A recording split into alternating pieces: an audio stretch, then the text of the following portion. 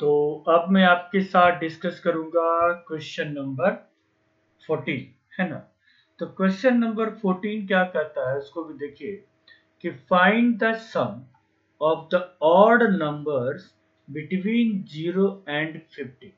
मतलब 0 और 50 के बीच में जितने भी ऑड नंबर हैं उन सारे के सारे ऑड नंबर का सम बताइए।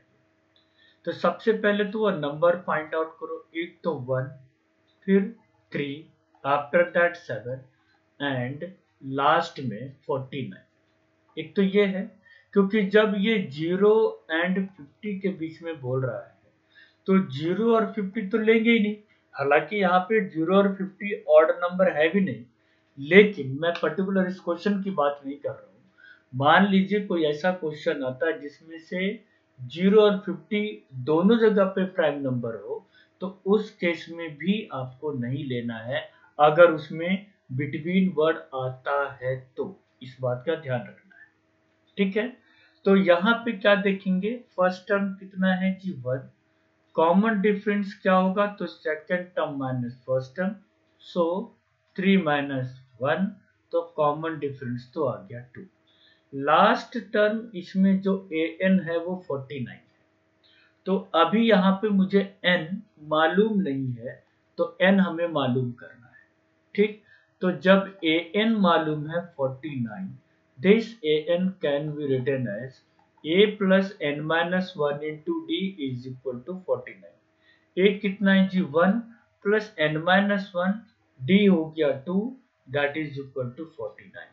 So 1 plus 2n minus 2 is equal to 49. 2n minus 1 is equal to 49. 2n is equal to 50. So n is equal to कितना 25। अब n की वैल्यू यहाँ पे 25 आ गया। अब इसका मतलब ये है कि आपसे S25 पूछा जा रहा है, ओके। तो Sn का फॉर्मूला क्या होता है जी, n/2 into 2a plus n minus 1 into D. It means S25, तो n/2 का मतलब 25/2 into 2a, 2 into 1, n minus 1, इसका मतलब 25 माइनस 1, कॉमन डिफरेंस कितना है तो 2, ओके।